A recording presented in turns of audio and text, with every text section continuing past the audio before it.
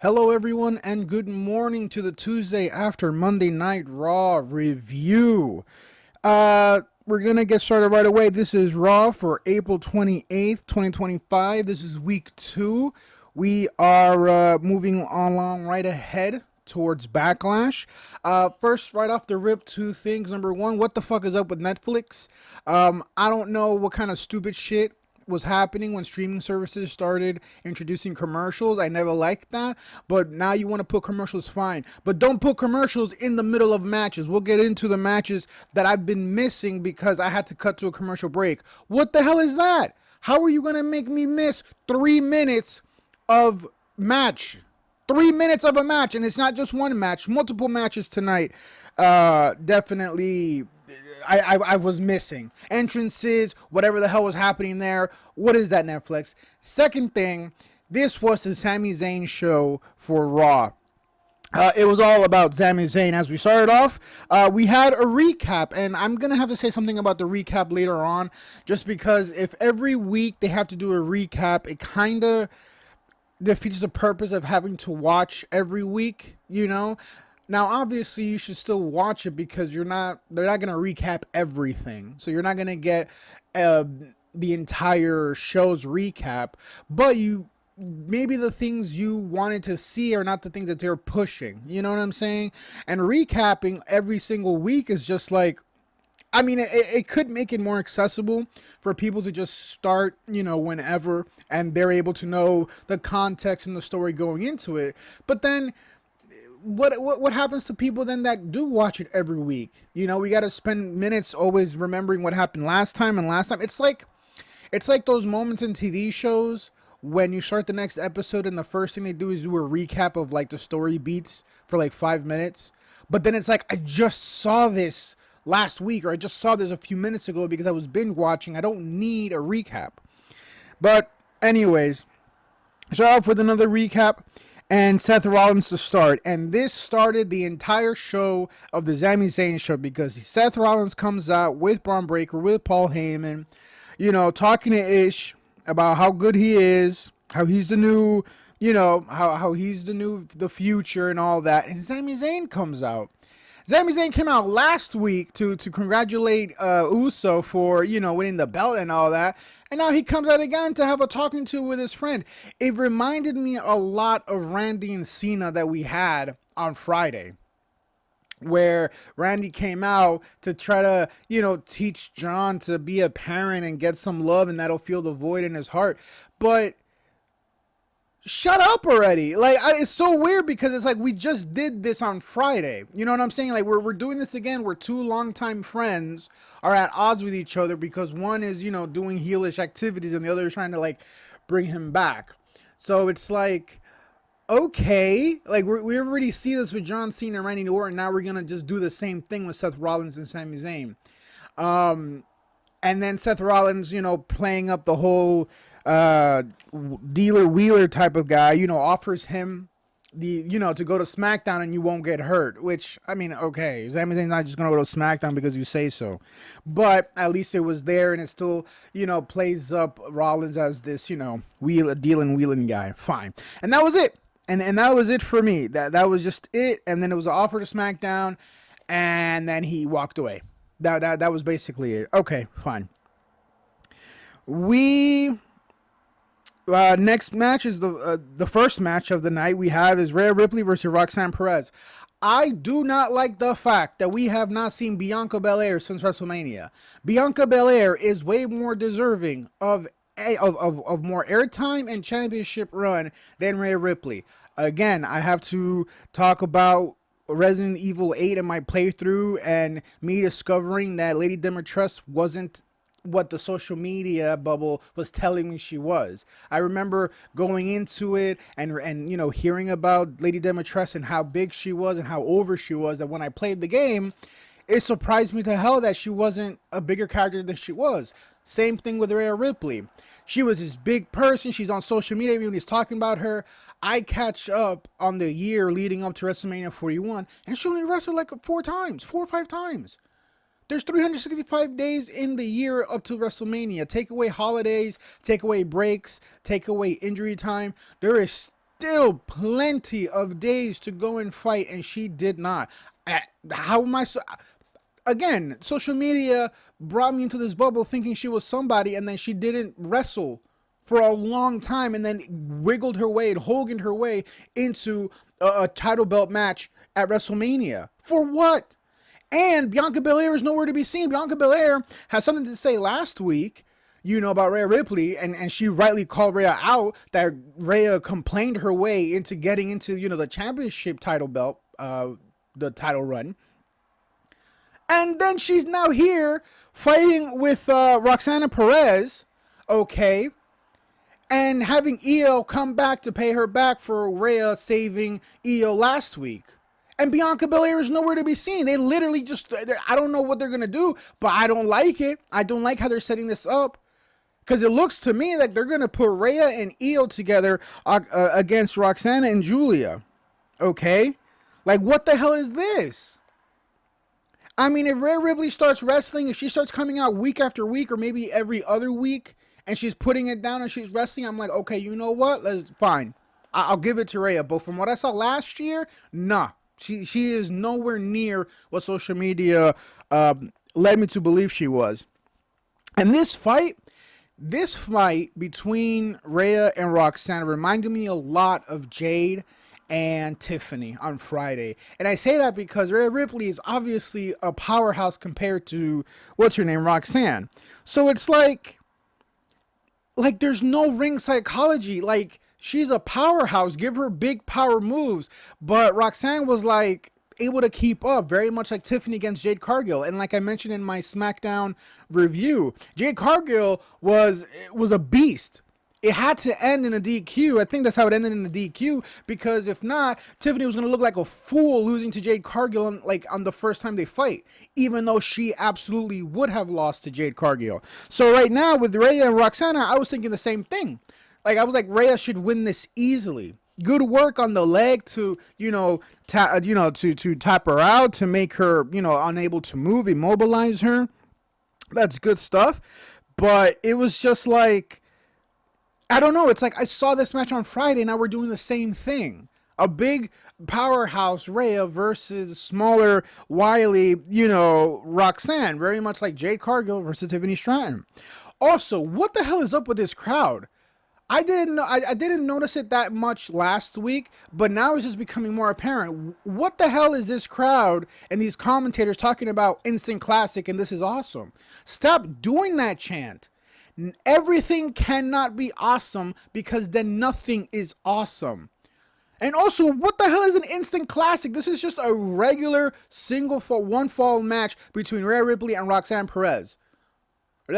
Losers, okay? Because Rhea didn't win the free at WrestleMania, and now she's trying to help Io, even though she has no business being in this title picture.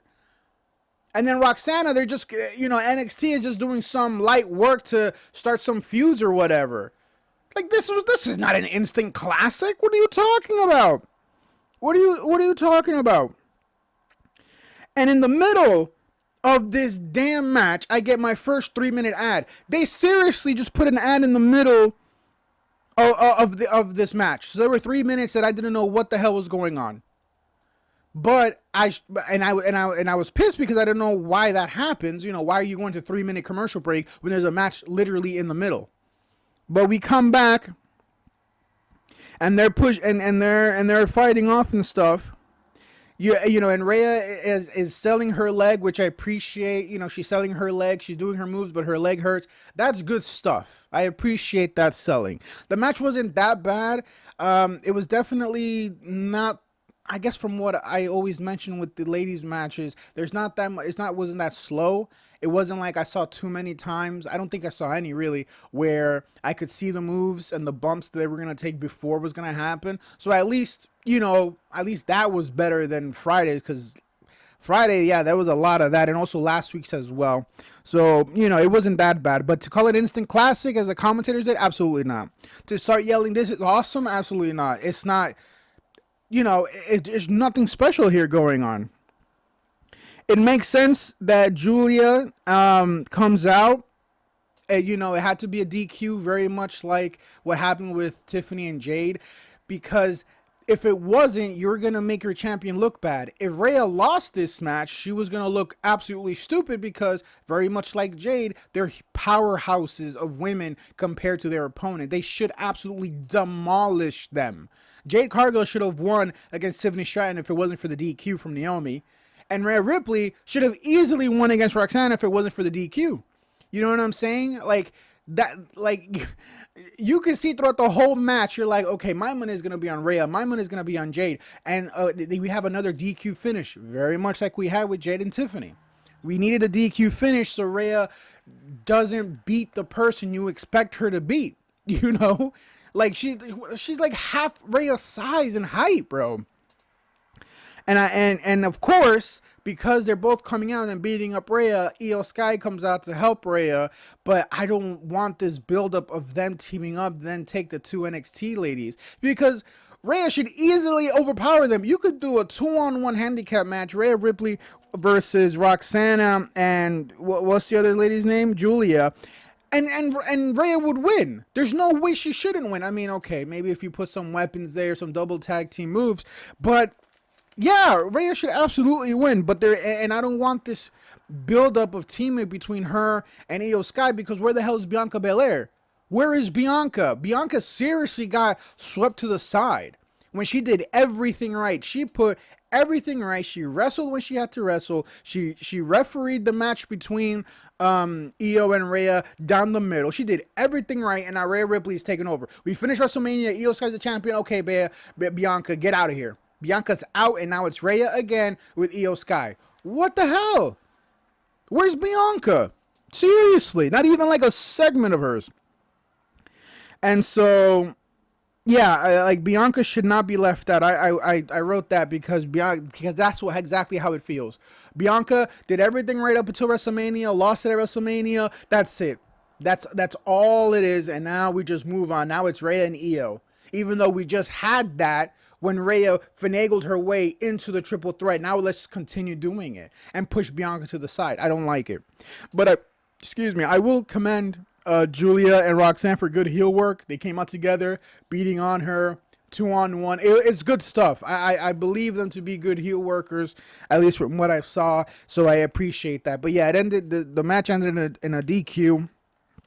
It had to. As soon as I saw Roxanne come out and they had to fight Rhea, I was like, Rhea cannot win this match, because if she wins, it's like obvious. You know, it's obvious, and we're not gonna want to see this fight again because it's obvious that Rhea should win. So good on them for doing a DQ. But again, this reminded me way too much of the Jade Cargill versus Tiffany Stratton match on Friday. So if we're just doing the same thing on both shows with different people, it's stale. And also, it kind of shows that they're lacking some type of creativity to have with their wrestlers. So that's what it was. As an opener, I guess it was good.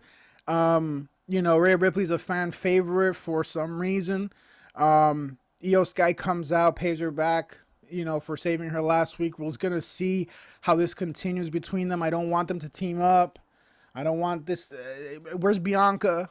Okay, Bianca needs to come out. She should go for the belt, not Rhea. We'll see how this turns out. Maybe in Backlash, all of this will get resolved. Next up, we have a Finn segment. I say Finn because even though it's a Judgment Day, this is about Finn. They have been setting this up since last week. Okay, Finn is absolutely going to leave the New Day. I guess he's next in line because we had Damian Priest leave, then we had Rhea Ripley leave. Finn is next to absolutely go. There's dissension. He doesn't like being kept out of the loop. He doesn't like, you know, people not telling him things. McDonough came back. He didn't know. Now he's got a match and he didn't know. There's absolutely dissension. This would be a good opportunity for Finn to go back to his demon persona. I think that would be a cool thing. If he uses this to kind of get back into his demon persona, that would be good for Finn Balor. He leaves Judgment Day. He becomes more and more irate with them. You know, they're phasing him out. They're not telling him anything. You know, he's third, fifth rung. He's not important. Nobody tells him anything. And then he's like, you know, I'm just been in my feelings and stuff, and I got to let the demon come out. And then, boom, he comes out as Demon Balor again. I think that would be great.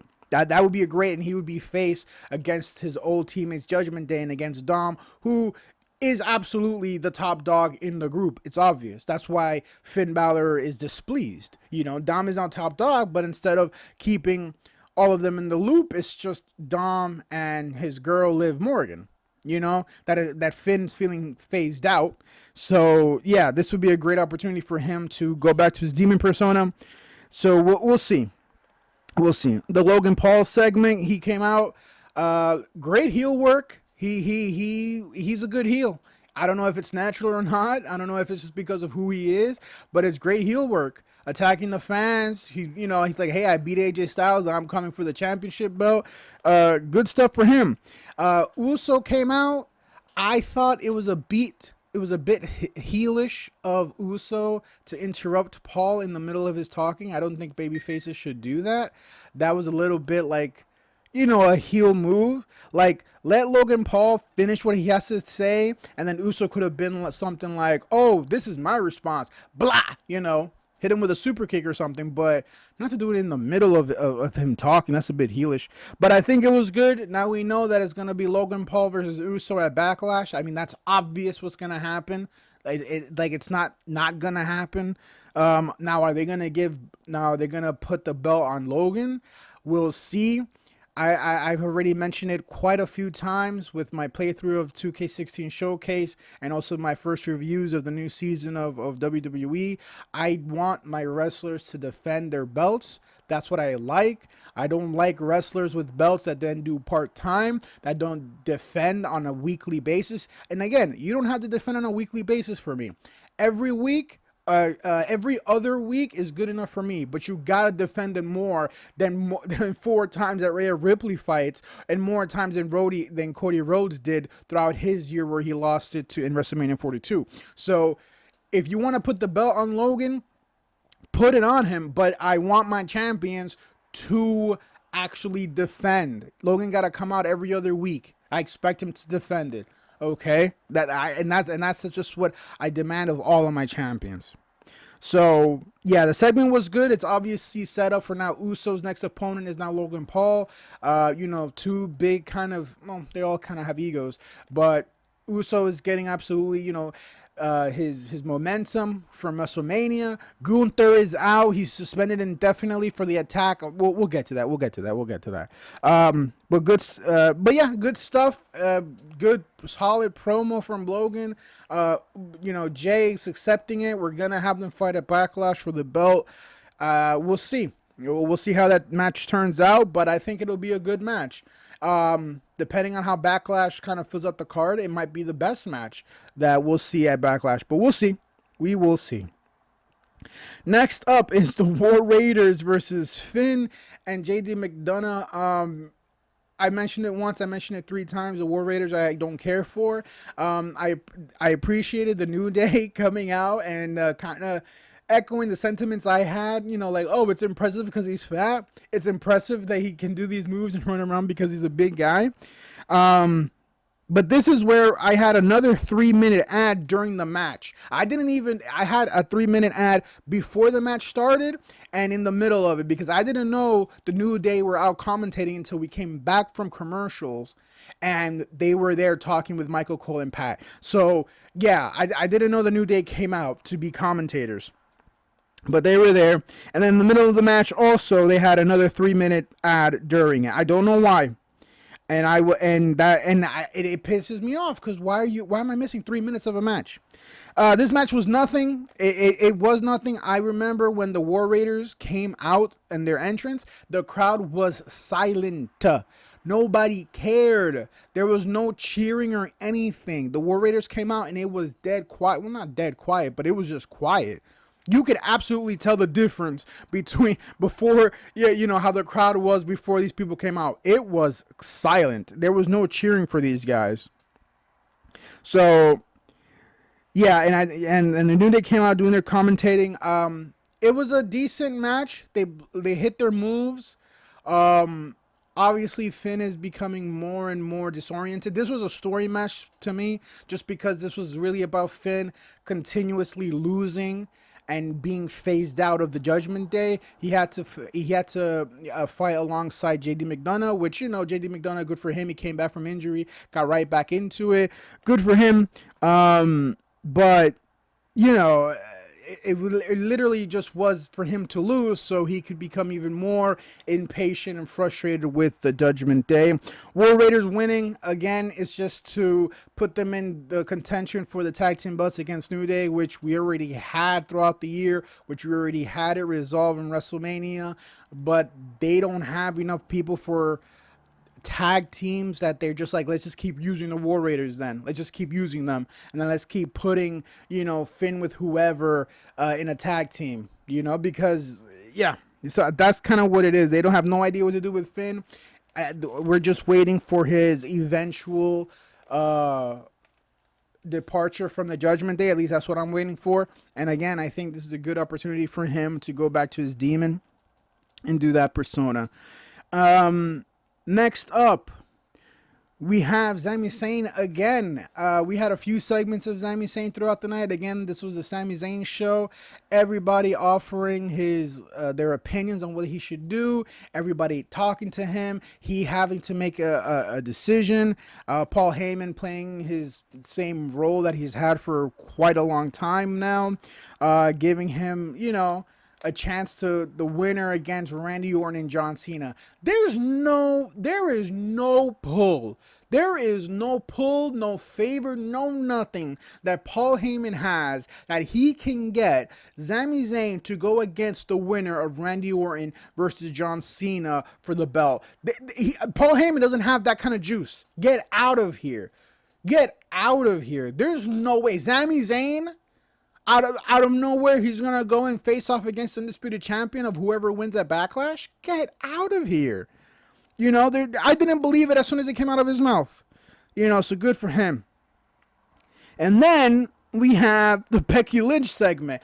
I don't know what the hell was going on with Becky because I couldn't believe that was her voice. It's like she's straining her voice, which doesn't make sense because she has a microphone. You don't need to strain your voice when you have a microphone because you're straining your voice because you want people to hear you, right? For your voice to be amplified. You have a microphone. You don't need to strain your voice, man. And unless that's how she just sounds. But that's just, it was so weird. It was so discerning because it's like, why are you trying so hard?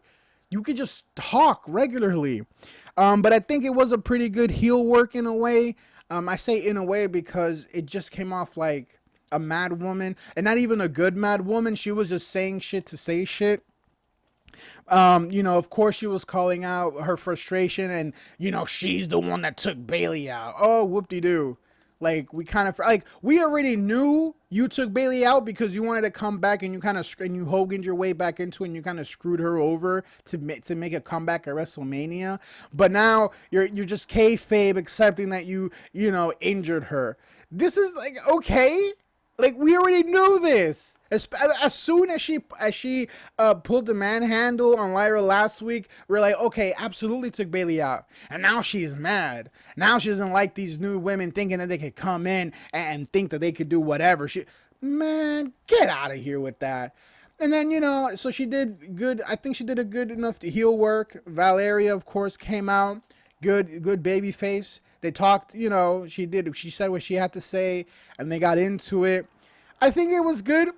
I just think Becky, I don't know, it just seemed a little bit too forced. The straining of the voice, the kind of crazy talking, fast talking, it just kind of seemed a little bit too forced. It should be more natural, okay? So it just seemed like a little bit too much in her little segment. But obviously we're going to have a match with Backlash.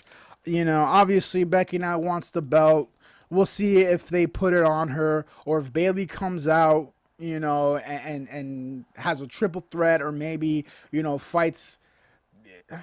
I mean, I hope they don't do the same thing again where it's like Bailey comes out and you think she's going to help Valeria, but she helps Becky. And then now it's another double cross that we've already had double crosses before in this year. So we'll see. But yeah, it was decent enough. Becky just, I don't know. I think she was just trying a little bit too hard. It was a little bit too forced for me. Next up, we have Ivy versus Stephanie. Again, the NXT Women's Champion putting her work in. Good for her. I think that's good to get, the people in NXT sometime on the show. We have another 3-minute ad during this fucking match, man. Seriously. Right after the Devil's Kiss, the first Devil's Kiss she gives Ivy, I get a 3-minute ad. We go for 3 minutes. I have no idea what is happening for 3 minutes. Then when we come back, she's putting Ivy in another Devil's Kiss. I have no idea how we got from one to the other. I'm missing 3 minutes of time. 3 minutes of this match, I have no idea. All I know is that she was hitting her with a Devil's Kiss, and then we come back, she's hitting her with another Devil's Kiss. It was ridiculous. It was weird.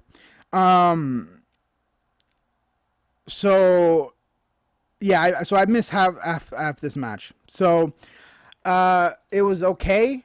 From what I saw, there is another thing that the crowd is doing that I don't like, other than cheering for heels, and we'll get to that at the end. But cheering for heels and booing for baby faces, the whole thing that they're doing whenever, two things. They start saying this is awesome after like 2-3 minutes into a match. They all start chanting this is awesome, which is just stop doing that. Okay, you did the same thing with Rhea and Roxanne. Like, stop it. Okay. And then another thing they're doing is that when they trade blows, you hear them cheer for one and cheer for the other. So, Ivy hits, punches Stephanie. Oh, it's boo. Stephanie punches Ivy. People, they cheer. And it's like, stop that, because they do it at every single one. But I think it's also more apparent that they just keep repeating a lot of the spots across different matches, where they keep doing this back and forth thing to get the crowd into it. But if you do it for many matches, it gets to old. So I think that's part of the reason why I just dislike it. And the crowd, they'll cheer for it and jeer for it or whatever, but it's just like, can you stop? Can we have something else? Because we literally have seen the spot already quite a few times. So good for Valerie to get her win. She's racking up some good wins. She's doing what she's got to do. She's coming out. She's representing NXT. I missed 3 minutes of the match, so I can't tell you exactly, how it went out. But from what I saw, they were able to, hang tough. I did feel that this was a little bit more botchy than the Rhea Ripley versus Roxana fight. It was a little bit more botchy. There were a little bit of like moves that you could see that they missed their timing and their cues. But at least, it's a good win for Valeria. Ivy, I don't know what's going to happen, because it's very much like Chad Gable said, it's like Ivy has been putting in work here. She's been doing it for years. She's been putting in work, and she's never had a chance for the belt. She's never had a chance or been pushed, and then all of a sudden, the NXT girls comes out and other women are coming out, and it's like, where's Ivy's chance? So she got her chance and she lost. So now she's back to, I don't know, the same shit she was doing before, which is being a nothing. So, good for her, I guess. Next up, we have the AJ segment. Pretty good, him trying to get back into the thing. Dom comes in, Judgment Day, make fun of him. He's old, he's tired, blah, blah, blah. I'm going to say this right now. AJ cannot lose to Dom. If he does, it has to be a flagrant DQ. It has to be some sort of interference, because AJ lost clean to Logan Paul. He lost clean to Logan Paul. He cannot lose clean to Dominic. He can't. It will absolutely tarnish AJ for me, or at least the trajectory of AJ now in his final years, because there's no way. There's no way you're going to lose clean to Dom. It has to be super interference or something. But I'm sure we're going to get that at Backlash, because why would we get that match on a Raw? So we're going to probably get their fight on Backlash. Will it be for the title? It wouldn't be bad for AJ to get the belt on him. I like AJ. But yeah, he can't lose to Dom. He can't lose clean like he did with Logan. The next up, we have this stupid-ass Pat McAfee segment where he calls out Gunther to a match. Like, I do not understand who the fuck this guy is. I didn't know Pat McAfee until YouTube started putting me with his videos that he had. He was an NFL guy, right? He played football. Okay. Now he's commentating. Okay, whatever. Okay, Like, what the hell is this? And then he started talking, and he stands up for his friend, and he's still that guy, raised from the poor childhood, and he lived paycheck to paycheck. Shut up, Pat. You're gonna fight Gunther again. This is exactly like Jade versus Tiffany, Rhea versus Roxana. Gunther should wipe the floor with Pat McAfee. Gunther should wipe the floor with Pat McAfee. If he does not, Gunther is trash. There is no way Gunther should ever agree to a match where where he's gonna lose to Pat McAfee. There's no damn way. There's no damn way. To Pat McAfee, a commentator? You're gonna lose to a commentator? Get out of here. Nah. So when they fight, I hope it's not I hope there's some DQ, but then again, there's quite a few matches that might end up in DQ, which is also not a good thing. But this one, I'm telling you, AJ cannot lose to Dom. Gunther cannot lose to Pat. Get out of here with that. Miss me with that. So, good for Pat, I guess, coming off that injury that he sustained from the sleeper hold that Gunther put him in, defending Michael Cole's honor. So good for him. But yeah, there's no way that he should win. Again, we have Sammy again, a Sammy segment, deciding if he should take the offer or not. And Uso coming out, giving him some talking to, and then Logan Paul hitting him from that. It's good stuff. The Jey Uso and Logan Paul stuff, it's good stuff. It's good stuff. I'll take it. It's decent. It's decent stuff. I'll take it. It's building up nicely. I'll take it. I'm fine with them fighting. So it's not a problem. And then we have the Sami Zayn versus Braun Breaker. So it was a match. Sami Zayn came out. He's like, "Am I gonna take your offer from Seth Rollins?" He called Sami out. He's like, "Sami, take my offer. You had the whole night to the side." He's like, "Nah, man, you can go to hell with that." And of course, Braun Breaker comes out ready to fight, and they fight. This match again was a story match that has nothing to do. I knew from the beginning that Braun Breaker had to win this match, or at least come out on top of this match, because this match was a whole story angle. That's all this match was. Sami Zayn is not gonna be fighting the Undisputed Champion after Backlash. He's not going to. Paul Heyman does not have that kind of pull. This is a straight up, a story angle with Seth Rollins betraying his friend for so long. Their daughters played together. They know each other for so long. That's all this match was. Sami could not win. He could not come out on top. Braun Breaker had to, of course. Good match. I think it was, again, decent. Good spots. Sami Zayn obviously has the crowd on him, but Braun Breaker does too, and I'll talk to you about that in a second. It was good stuff. There were a good back and forth from on top of the turnbuckle. Again, I get a 3-minute ad when they're fighting in the beginning. They've started the match. They've tangling. I get a cut of 3-minute ad. A 3-minute ad, and I cut back to them being on the turnbuckle. What is this? What is this? What am I missing? I'm missing 3 minutes of a match, and this isn't the first match that I'm missing 3 minutes of. So I don't like that, Netflix, but. It was good, it was a good match. This was obviously for the story. Seth outside, just watching on, seeing his friend get beat up and stuff. There was a recap at the bottom of this match with the headlines, quote-unquote headlines.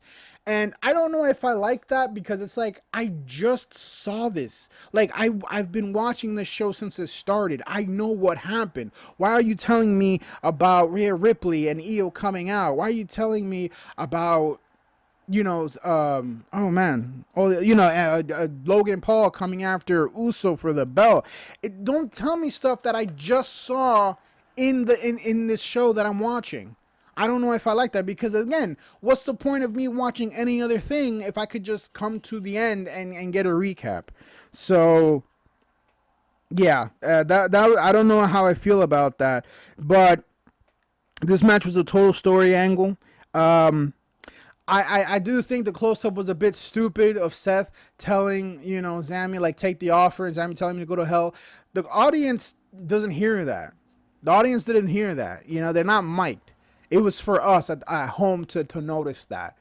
But so what? I mean, there was no way Sami was going to win this. This is an angle fight. This is a story angle fight. Um, but it was, the contest, and in the end, the match ends in a no contest because they called the EMTs. And here's the thing that I don't understand about this crowd. What the hell you mean give him another one? He already speared Sami Zayn twice, right? Then Sami rolls out into the ring. Then everybody's there. He does a full 360 around the ring to go and spear Sami once again. And then the crowd is chanting to give him one more. What the hell is wrong with this crowd? What are you talking about, one more? Is Sami Zayn not the person you're cheering on? John Cena was right about all of you. He's not talking about me. He's not talking about me because I understand wrestling, okay? He's talking about all of yous. What the hell are you doing booing the babyface and cheering the heels?